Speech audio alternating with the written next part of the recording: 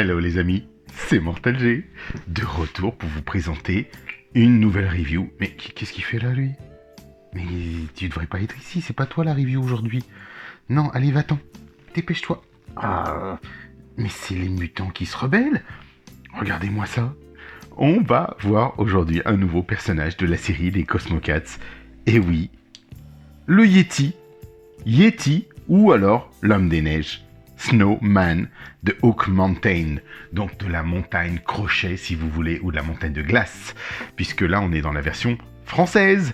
Et oui, il a deux noms, il s'appelle aussi Yeti ou l'homme des neiges. Donc, vous savez qu'il y a une nouvelle vague qui est sortie de chez Super Seven. Donc, on retrouve Pumra qui va pas tarder à arriver, on a vu Gorior, on a vu Linkso. Et puis, il y a aussi l'homme des neiges qui est là, donc on va pouvoir le découvrir, parce que c'est un personnage que j'aime beaucoup. Il faut savoir que ce personnage apparaît régulièrement dans les épisodes, il fait partie ensuite des amis du clan des Cosmocats, et puis qui est d'abord au tout début un adversaire, mais un adversaire, je dirais... non pas volontaire, c'est quelqu'un qui protège son territoire, ce qui est normal, un peu comme un animal. Mais il se trouve que, effectivement, les Cosmocats sont envoyés sur son territoire et il est normal qu'ils le défendent. Là, pour l'heure, nous avons donc la figurine de Snowman, donc de Yeti. On va l'appeler Yeti ou de l'homme des neiges. Allez, on va garder l'homme des neiges, puisque à un moment donné, il est appelé de deux manières qu'il soit. Snowman of Oak Mountain, vous avez vu le petit logo des Thundercats, des Cosmocats, toujours par Super Seven, avec la Mailer Box, la fameuse boîte habituelle que l'on retrouve, donc âgé de 14 et plus, parce qu'on sait que ce sont des objets de collection, adultes collectibles, donc eux ils considèrent que vous êtes adulte à partir de 14 ans, vous avez remarqué, hein. Mais voilà, contient une figurine et accessoires, toujours par Super Seven. Voilà, 14 et plus. Alors, bizarre, étonnant qu'il le précise. Mais, allez, on passe du Coca Light pour vous présenter cette superbe boîte, comme d'habitude, des Cosmocats. Voici. Alors, elle est très lourde, les amis. Très, très lourde. Vraiment, vous allez comprendre pourquoi. Ici, on est sur une boîte au format que l'on connaît déjà. La fameuse boîte, la multibox, je vais l'appeler comme ça, de Snowman. Donc, écriture rouge, enfin blanche sur rouge, le logo des Cosmocats en relief, toujours ce petit très très beau blason que j'aime beaucoup, vraiment il est juste splendide. Et alors là, attention les traces de doigts, hein. Franchement, waouh, ça y va, du noir c'est normal. On est toujours dans la catégorie des Super 7 Ultimates. Vous vous souvenez, je vous avais parlé de la gamme classique des maîtres de l'univers. Voilà, ils ont sorti par la suite les Ultimates, et là on est dans les Ultimates Thundercats, Cosmocats. On bascule tout de suite au dos, le verso, le logo Thundercats, des Cosmocats. Et oui, on les retrouve, hein. On les connaît, voici nos Cosmocats. Et le temps qui attaque, vous imaginez quand il va arriver, ça va être une review détonnante. Je laisse le flou volontairement, comme ça, on n'est pas embêté par YouTube. Et puis, on va ouvrir, on va regarder ce slide. Qu'est-ce qui va nous laisser découvrir? Sa biographie et le superbe dessin toujours dans la continuité de l'équipe de type Nate Birch et ses amis. Voilà. Donc ici, voici le Snowman, le Yeti dans sa tenue de ce royaume, protecteur de son royaume. Donc c'est un gardien du château des hommes des neiges. Voilà, donc de Oak Mountain, de la montagne au crochet, dirons-nous en américain. Et chez nous, on va dire que c'est la montagne de neige. Ça me rappelle un peu l'histoire vous vous souvenez, de Black Star et la montagne de glace d'Overlord. Voilà, c'est un peu ça. Donc quand Starlion arrive pour chercher du Thundrillium, du fuel et du carburant, là, Snowman se retrouve face à lui, ils se combattent sur sa monture, que j'ai hâte de recevoir, le chat des neiges, ou aussi sinon appelé le Snow Meow. Donc voilà, le chat, la bête, vous allez voir, c'est une sorte de tigre de combat blanc, une panthère des neiges, un chat des neiges, voilà, donc ils l'ont appelé comme ça. Le chat des neiges. Et puis, il est dessus, donc je pense qu'on y aura droit. Je pense qu'ils vont nous le faire, ce chat des neiges. De peut-être reprendre le modèle, le moule du tigre de combat et de Panther de l'époque, et même de Granger. du tigre, de la panthère, du lion, pardon, du roi Grayskull, que j'ai aussi la chance d'avoir dans la catégorie Classics, et pourquoi pas, effectivement, nous faire un Snow Meow, et ce serait juste formidable. Donc voilà une rencontre accidentelle entre les personnages, des combats, une amitié, une protection du royaume, et puis on va parler bien sûr de toute cette évolution par la suite. Alors on l'ouvre, c'est parti. Donc non, avant de l'ouvrir, on va basculer.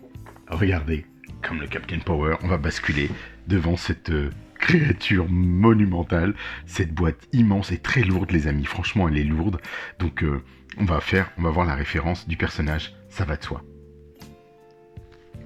Allez les amis, regardez cette belle boîte, on dirait presque des cristaux, on pourrait croire que c'est phosphorescent, mais on a des armes de glace, bien sûr il va être équipé de ces armes, donc on va regarder ça, c'est parti, on va le découvrir, vous savez, hein, la petite languette toujours en haut. Ce qui est bien, c'est que ça se détache plus facilement qu'avant. Mais on va vérifier, je vais faire très attention tout de même, parce que je le sentais très très compact. Il a l'air très compact à l'intérieur de son package. Donc allez hop, c'est parti, on découvre ce beau bébé. Vous connaissez la boîte, on connaît le système, on va pas revenir dessus. Toujours ce petit diorama au fond, très simple, très sobre, pas grand chose de plus à déclarer, on va dire. Donc il va aller au fond, mais c'est vrai que ces boîtes sont quand même très très belles et vont nous permettre d'avoir je dirais une belle exposition sur nos étagères, sur nos vitrines. Le voici les amis, regardez comme il est immense. Et vous allez vous en rendre compte, déjà vous vous souvenez que Gorior était grand. Donc je vais retirer tout ce qu'il y a. On a une deuxième épaisseur, deuxième couche. Alors attention, il y avait des choses cachées. On va pouvoir, il y a du scotch un petit peu partout. Donc, on va le découvrir, hein. Autant le faire ensemble, tant qu'à faire. J'ai hâte aussi de vous présenter la figurine, par exemple, de Pumbaa. Donc là, vous voyez qu'on a des paires de mains que je vais venir retirer. Je pense qu'on est dans le même esprit que d'habitude, c'est-à-dire paire de mains avec position latérale et position verticale. Puisque maintenant, c'est la grande mode. Super Seven a un peu compris le système. Ils nous font des mains avec la position de Starlion, pardon. Je crois qu'il peut lui mettre l'épée vers le haut, à la position musclore, on va dire. Ici, on a, waouh, sa lance de chevalier, une lance classique de glace. C'est très grand, les amis, quand même. Hein. Ah oui, c'est assez impressionnant. Et son bouclier qui se cache derrière, vous avez vu? Donc, on va venir le retirer ici. Détacher.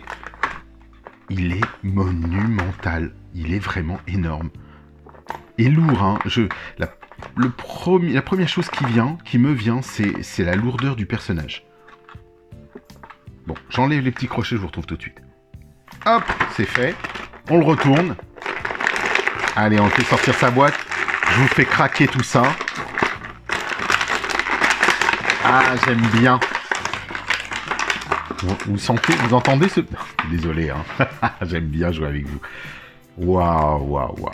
Il est énorme. Vous savez, le sentiment que j'ai, c'est d'avoir une sorte de Bélios dans les mains. Ouais, c'est un peu le sentiment parce que j'ai l'impression qu'il a... Alors, on va regarder un petit peu tout ça. Il y a des petites choses que je trouve qui bougent. Alors, déjà, est-ce qu'il tient debout, ce personnage? Il est monumental. Oh mon Dieu. On va le voir tout de suite, hein, si vous voulez vous rendre compte à quel point il est monumental. Bah voilà. C'est tout vu, c'est tout dit. Il est grand. C'est vrai que dans le dessin animé, il est très grand. Donc tout de suite, première chose, on va regarder les hauteurs. C'est juste bluffant. Donc on a une belle nuance apportée en termes de carrure. Vous voyez un petit peu les personnages, les différences de taille qui nous sont proposées. Ils ont gardé des échelles et c'est ça qui est beau dans cette nouvelle collection, dans cette gamme. C'est qu'on a les échelles de nos personnages tels qu'on les voit dans le dessin animé. C'est vrai que, par exemple, Linkso n'est pas très grand. C'est pas le plus grand des Cosmocats, mais bon, voilà, il a le mérite d'être là. Donc celui-là, par contre, je me souvenais que le bras avait du mal à tenir, enfin du moins son arme avait... Son arme, on va dire, son matériel, son accessoire avait du mal à tenir. Le voici, on va regarder ça, bien sûr, en détail. Pas de seconde tête, puisqu'on a un casque qui lui est fourni. qu'on va pouvoir retirer, bien sûr, pour voir sa tête juste en dessous. Et regardez, hein, il ressemble quand même assez bien au dessin qui est au dos. Hein. Ici, on a un bouclier qu'on va venir découvrir. Allez hop, on découpe les choses. Hein. Très sympa, la matière est... Regardez cet effet glace. Attention, je vais faire une petite mise au point parce que c'est quand il veut. Il a du mal hein, sur la glace, faut croire. Et là, on a bien sûr la poignée. Donc ce bouclier, puisque vous savez que il contrôle les éléments. Donc comme il contrôle les éléments, il est capable de faire une lance. Elle fait au moins pas loin des 25 cm cette lance, hein, les amis. Hein. Elle est plutôt grande. Et franchement, ben, ça va le faire. Ça va le faire. Idem pour celle-ci. On a quelque chose. Regardez le bloc de glace. Il a même du mal à faire la mise au point dessus. Donc c'est translucide, bien sûr. Mais assez épais. Avec des petites bulles de glace à l'intérieur. On va voir si on peut les montrer. Vous voyez ce que ça donne? On dirait des morceaux de glace, hein? Pas évident. Il a du mal à faire la mise au point dessus, c'est pour vous dire. Vous voyez les petites bulles à l'intérieur? Pour donner cet aspect vraiment glacé, bah, je trouve ça sympa. Vraiment plutôt pas mal du tout. Donc on a 3 belles armes, donc le bouclier, les mains, que je vais vous présenter de suite. Elles sont énormes, hein, elles sont quand même grandes, on voit qu'il y a du poil de bête là-dessus. Il est velu ce personnage, donc là on a un point fermé, une main ouverte sur la main gauche, 2 points fermés pour aller cogner avec ses poings, et bien sûr des mains préhensibles. Là vous le voyez avec des mains ouvertes, donc on va voir ce qu'on peut faire avec tout ça. Ça va de soi. Je vais d'abord sentir le monsieur. Oh là, on a une bonne odeur de caoutchouc. Hein. Et on va regarder ses articulations, sa tête, de quoi il en retourne sur lui. Donc vraiment très très beau. Il ressemble exactement au personnage du dessin animé. Et c'est franchement joli. Il fait un peu homme taupe, enfin je sais pas, je trouve que il a un peu cet esprit, je dirais un homme taupe, peut-être. Allez, ça va, enfin il est quand même géant. Hein. Ensuite, on va regarder comment on peut l'articuler. Ici vous avez du plastique, c'est du plastique souple tout autour de lui qui a été posé, regardez. Hop, on peut donc forcément bouger les bras. Vraiment, j'ai l'impression de tenir un Bélios. Vraiment, c'est tout à fait ça. Donc les bras à 360 degrés. On a articulation ici un peu plus difficile, j'ai l'impression. Il n'y a pas de rotule, peut-être pas. Que je fasse pas d'ânerie. Si. Elle est juste un peu bloquée, certainement. Voilà. Il y a bien une rotule à l'intérieur du bras qui lui permet de pivoter le bras dans tous les sens. Donc là, en plus, on va pas le voir puisque, regardez au fond, on n'a pas de peg ou de ce qu'on appelle de rivet pour le fixer. Donc l'écart se fait sans souci, même avec l'épaulette, du moins la peau de bête qu'il a autour de lui. Les mains sont très larges, hein, vraiment par rapport aux autres figurines. Regardez un petit peu le gabarit. Hein. Vous voyez ce que ça donne. Hein. C'est super sympa. Vraiment, c'est super sympa. Et puis, ensuite, on va voir. On voit qu'il y a une articulation, effectivement, au niveau du buste. Donc ça, c'est plutôt bienvenu, puisque la tête, elle, permet pas trop de baisser, même de remonter. Hein. Un peu, légèrement. Mais on va plutôt articuler le buste pour lever la tête ou baisser le buste pour baisser la tête, bien sûr. Toujours en tenant une position verticale. Et là, rotation du bassin. C'est solide, hein, les amis. Vraiment, ça paraît robuste. Vraiment, ça paraît robuste. Ici, un petit peu plus. Donc là, c'est très souple. Là, tout est dur. On est dans de la coque. Ça, c'est du souple, positionné par-dessus. Et là, on a une petite tunique au-dessus, enfin le haut de sa tunique, avec la ceinture, qui lui permet, comme on l'avait vu sur Gorior par exemple, de faire la séparation entre les deux. Donc ça, c'est vraiment super bien fait. Très bon rendu en fait. Là, on peut retirer bien sûr les mains. On la sortira un peu facilement. Rotation à droite et à gauche. Mais comme je vous le disais, on a la possibilité. Alors je vais regarder s'ils l'ont laissé pour celui-ci. Peut-être pas. Peut-être pas. Non, non. En fait, contrairement à ce que j'allais vous annoncer, c'est que je pensais qu'ils allaient mettre des rotules différentes. Comme par exemple pour tenir l'épée à la musclore, en fait, vers le haut, au-dessus de sa tête. Pas du tout, ils ont gardé que des articulations latérales. Mais c'est pas grave, parce que dans le cas de ce personnage, ça fonctionne bien pour justement tenir son bouclier ou d'autres accessoires. On va le regarder. Ensuite, on va vérifier les jambes. Alors je trouve surprenant, parce que cette articulation était une articulation un peu équivalente à celle que l'on connaît des autres. Mais j'espère qu'elle va tenir, parce que vous voyez un petit peu le jeu qu'il y a ici. J'espère que ça va tenir sur le temps. Maintenant, il faut admettre que on fait pas de folie. Ce sont des rotules, il n'y a pas de problème. Pas d'articulation à ce niveau-là. En revanche, vous avez, regardez, ça me rappelle Bélios, l'articulation limitée du genou, vraiment, et une articulation du pied avec une belle rotule qui permet de bouger dans tous les sens. Et là, franchement, c'est top. Ça bouge bien. Donc au niveau du genou, on peut faire haut bas rotule dans tous les sens. Donc c'est super bien. Est-ce qu'il va pouvoir plus tard monter sur Snow Meow éventuellement? Alors, ce serait beau. Alors vous voyez ici par exemple, l'articulation elle est plutôt limitée je trouve. Au niveau du genou on ne peut pas faire grand chose. Pourquoi? Parce que derrière, sa fourrure le bloque. Alors ça c'est de la fourrure dure, hein. C'est vraiment dur. On le sent d'ailleurs, ça pique un peu à la main. Vous voyez par exemple les ergots ici. Tout ça, toutes ces sculptures, elles piquent. Elles sont même, celle-ci est pointue par exemple. Donc, bon, c'est clair que ce ne sont pas pour les enfants, nous sommes d'accord.